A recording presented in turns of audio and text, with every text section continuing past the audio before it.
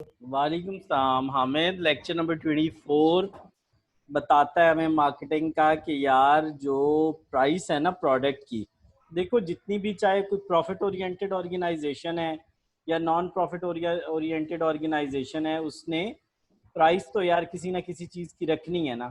तो profit oriented ने इसलिए रखनी है कि वो उसने चीज़ बेचनी है और प्रॉफिट कमाना है, और नॉन प्रॉफिट ने इसलिए रखनी है खर्चे तो पूरे होना यार।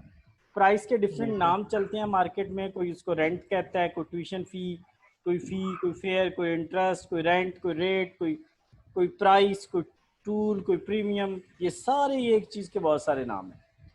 हम सर्व प्रोडक्ट और सर्विसेज के अगेंस्ट जो कस्टमर को दे रहे होते हैं, उससे एक्सचेंज में जो मनी रिसीव कर रहे होते हैं, उसको हम प्राइस कहते हैं। ठीक है। अच्छा, पाकिस्तान और पूरी दुनिया के अंदर एक कॉन्सेप्ट चला और वो था कि फिक्स प्राइस पॉलिसी। ठीक है। फिक्स प्राइस पॉलिसी में था कि तमाम बायर्स के लिए एक ही प्राइस हामिद तय किए जाए। अच्छा, ये कॉन्सेप्ट जो था ना हामिद, ये किसी हद तक सक्सेसफुल रहा, लेकिन अब ऐसे हुआ कि जब मार्केट चेंज होना शुरू हुई ना, लोग कुछ देखो आमिर, कुछ लोग हैं जिनकी नीड्स जो होती हैं वो बहुत यूनिक किस्म की होती हैं और वो उस प्रोडक्ट से सेटिस्फाई नहीं होती। उन्होंने, अब देखो, एक फिक्स प्राइसिंग का कॉन्सेप्ट था, भाई फिक्स प्राइस रख दी, चलो जी। लेकिन फिर क्या हुआ, हर कस्टमर की नीड के मुताबिक उसकी जब सब प्रोडक्ट और सर्विस उसको देनी है, हाँ, कस्टमाइजेशन चाहिए होती है हर किसी को। कस्टमाइज चीज़ देनी है, तो फिर फिक्स प्राइस नहीं चल सकती। फिर चूंकि क्या चलती हैं, डायनेमिक प्राइसेस चलती हैं। ठीक हो गया। अच्छा, अब इसमें हम चलते हैं कि जब हम प्राइसिंग सेट करते हैं तो कुछ कॉमन मिस्टेक्स करते हैं। नॉर्मली वो जो प्राइसेस होती हैं वो कॉस्ट ओरिएंटेड नहीं होती, कॉस्ट को सामने रख के उसको नहीं बनाया जाता। ठीक है। मार्केट चेंजेस को रख के प्राइस को नहीं देखा जाता, तमाम मार्केटिंग मिक्स को नहीं देखा जाता जिसमें प्रोडक्ट, प्राइस, प्लेस और प्रमोशंस हैं। ठीक है। Price varies for the different products, for the different segments. अगर एक चीज़ को आपने सऊदीया के एक हिस्से में बेचना है, तो यार अगर वो वहाँ 100 की बिक रही है और एक चीज़ वही जो आपने 500 किलोमीटर उसको ट्रेवल लेके जाना है, यार हमें ट्रांसपोर्टेशन कॉस्ट तो पड़ेगी ना। उसी चीज़ को आप सेम रेट में नहीं बेच सकते हो यार। ठीक है। तो बहुत बिल्कुल। सारी चीज़ों को आपको देखना पड़ता है और उसके मुताबिक चलना पड़ता है। अच्छा, इन दोनों पैराग्राफ्स में चीज़ें जो ऊपर हमने पढ़ी हैं वो सेम चीज़ें इन दोनों पैराग्राफ्स में, ये सारे पैराग्राफ्स में देखो। फिक्स प्राइसिंग के बारे में वो बताता है कि 19वीं सेंचुरी में ज़्यादातर लोग कहाँ चले गए थे, फिक्स प्राइसिंग पे चले गए थे। लेकिन बाद में पता लगा कि नहीं यार, डिफरेंट जो प्राइसेस हैं वो चार्ज करनी चाहिए, और उसकी रीज़न ये है कि जब आप डिफरेंट प्राइसेस चार्ज नहीं करेंगे तो आप ये देखो ना, डिफरेंट हर प्राइसेस मार्केट सेगमेंट को एड्रेस नहीं कर सकते। आप नहीं कर सकते। ये तमाम की तमाम चीज़ें यहाँ बार बार लिखी हुई हैं। अच्छा, अब वो हमें बताता है कि कौन से ऐसे फैक्टर्स हैं जो कि प्राइस सेटिंग में हमें इम्पैक्ट कर सकते हैं। Marketing objective, marketing mix, cost, organisational consideration, ये 4 चीज़ें हैं। ठीक है। अच्छा, ये तो है इंटरनल, यानी कंपनी के अंदर ये मौजूद होते हैं। जो एक्सटर्नल फैक्टर्स होते हैं उसमें nature of the market and demand, competition और अदर इन्वायरमेंटल फैक्टर्स होते हैं। देखो, बात पता है क्या है, जो मार्केटिंग ऑब्जेक्टिव्स होते हैं ना, वो डिपेंड करता है कंपनी के ऊपर। इंटरनल फैक्टर में सबसे पहले मार्केटिंग ऑब्जेक्टिव है। अच्छा, आपने, if company has decided to select the target market and positioning carefully, then the marketing mix strategy includes pricing will be fairly straightforward।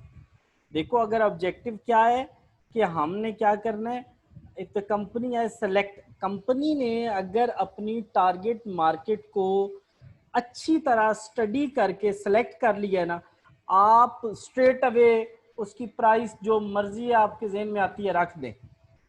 लेकिन यार हामिद, अगर आपने मार्केट को स्टडी ही नहीं किया हुआ, मार्केट सेगमेंट बहुत बड़ा है, आपको मार्केट का पता नहीं है, और आप प्रोडक्ट लॉन्च करने जा रहे हो, प्राइस बहुत लो रखोगे फिर भी नुकसान है, बहुत कम रखोगे फिर भी नुकसान है। आपको डायनेमिक प्राइस रखनी पड़ेगी अगर आपकी मार्केट क्या है, मार्केट को आपने अच्छी तरह रीड नहीं किया हुआ। अच्छा, सर्वाइवल क्या होती हैं, देखो, 2 तरह की स्ट्रैटेजीज होती हैं, सर्वाइवल की और प्रॉफिट मैक्सिमाइजेशन की। जब सर्वाइवल की स्ट्रैटेजी होती है, प्राइसें लो रखी जाती हैं। जब प्रॉफिट मैक्सिमाइजेशन की स्ट्रैटेजी होती है, प्राइसेस क्या रखी जाती हैं, ज़्यादा रखी जाती हैं। अच्छा, प्रोडक्ट क्वालिटी लीडरशिप। अगर आपकी प्रोडक्ट बहुत क्वालिटी वाली है, किसी और के पास मौजूद ही नहीं है, हामिद आपकी मोनोपोली है यार, जो मर्जी है करो, आपको कौन रोक सकता है? कोई रोक सकता है? Not at all. जी। अच्छा, दूसरी चीज है कॉस्ट। दूसरा इंटरनल फैक्टर है कॉस्ट। देखो कॉस्ट जो होती है वो मिनिमम फ्लोर होती है या मिनिमम थ्रेशोल्ड होती है कि वो कंपनी ने लोगों से चार्ज करनी ही करनी है। अगर कंपनी वो चार्ज नहीं करेगी तो अपनी ऑपरेशनल कॉस्ट भी पूरी नहीं कर रही, और कंपनी का लॉस में यार रहेगा। बनेगा क्या? ठीक है। अच्छा, अब कॉस्ट दो तरह की होती हैं, फिक्स और वेरिएबल। ठीक है। फिक्स आर कॉस्ट वो होती हैं जो कि आपके प्रोडक्शन लेवल के बढ़ने के साथ उन पे कोई इम्पैक्ट नहीं आता, और वेरिएबल वो होती हैं जिनका इम्पैक्ट आता है। टोटल कॉस्ट होती है जब हम इन दोनों को ऐड कर लेते हैं। ठीक है। फिक्स और management want to change the price with the least cover the total cost as per the level of production. जब आपका लेवल ऑफ प्रोडक्शन क्या होता है, बढ़ जाता है, हामिद प्राइस नीचे आ जाती है। क्यों हामिद? सर उसमें हमारी फिक्स कॉस्ट कम हो जाती है ना हामिद। हामिद जो हमारा रेंट जो फिक्स था, पहले अगर हम एक यूनिट बना रहे हैं तो एक यूनिट को चार्ज हो रहा है। अगर हमारी प्रोडक्शन बहुत ज़्यादा हो जाएगी तो फिर यार अगर हमने एक की जगह 1000 यूनिट बनाए तो वो 1000 यूनिट में नहीं डिवाइड हो जाएगा।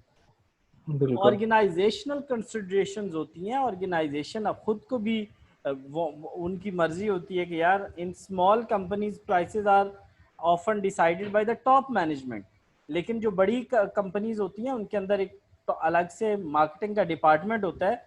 मार्केटिंग डिपार्टमेंट पूरी R&D करता है, रिसर्च एंड डेवलपमेंट करता है, और उसके बाद वो अपनी प्राइस को सेट करता है। ठीक है। एक्सटर्नल प्राइसिंग जो है वो इफेक्टिंग द प्राइसिंग डिसीजन। यार जो मार्केट के अंदर प्राइसेस हैं वो आपकी प्राइस को नहीं इफेक्ट करेंगे। 100 रुपए की चीज़ आप मार्केट में अगर 200 की दोगे, कोई आपसे लेगा? नहीं लेगा। तो where cost are lower the market and the demand set the upper limit. ठीक है। आपने मार्केट डिमांड को देखना है, उसके मुताबिक आपने प्रोडक्ट की अपर लिमिट लगा लेंगे। Product in the pricing in different type of market. Hamid वही हमने बात की नहीं है कि जब जब प्योर कंपटीशन होगा, market consist of many buyers and sellers, uniform prices रखी जाएंगी। जब प्योर कंपटीशन होगा, यूनिफॉर्म एक जैसी प्राइसेस। जब मोनोपोली होगी, हायर प्राइसेस रखी जाएंगी। क्यों? क्योंकि आप यार जो मर्जी है करो, आपकी मोनोपोली है। और जब ओलिगोपोली होगी, ठीक है, the market consist of few seller and highly sensitive each other pricing strategy. तो आपने क्या, द प्रोडक्ट आप यूनिफॉर्म और डिफ्रेंशिएट। देखो जब आपकी ओलिगोपोली होगी तो दोनों प्राइसें, यानी यूनिफॉर्म प्राइस भी रख सकते हैं और डायनामिक, डिपेंड करता है आपकी इंडस्ट्री पे, डिपेंड करता है आपकी इंडस्ट्री पे। ये हम मोनोपोली देख चुके हैं। मोनोपोली में एक ही सेलर होता है, ज़्यादा बायर्स होते हैं। आप प्राइसेस क्या होती हैं? It might be price below the cost because the product important can not afford. यार जब हमें प्योर मोनोपोली में बाज़ औक़ात गवर्नमेंट आ जाती है ना, गवर्नमेंट आ जाती है तो गवर्नमेंट जो रेगुलेटेड हो जाते हैं। तो वो प्राइसिंग बहुत नीचे रखते हैं यार, हैं। अच्छा, गवर्नमेंट उसके बाद रेगुलेशन करती है। हाँ, उसके बाद हमें वो कहता है कि यार consumer perception of price and value, in the end consumer will decide product price is right। कैसे decide करेगा? the product price decision like other marketing miss my may be the buyer oriented when consumer buy the product they देखो जब वो चीज़ लेता है तो exchange में कोई ना कोई बेनिफिट लेता है।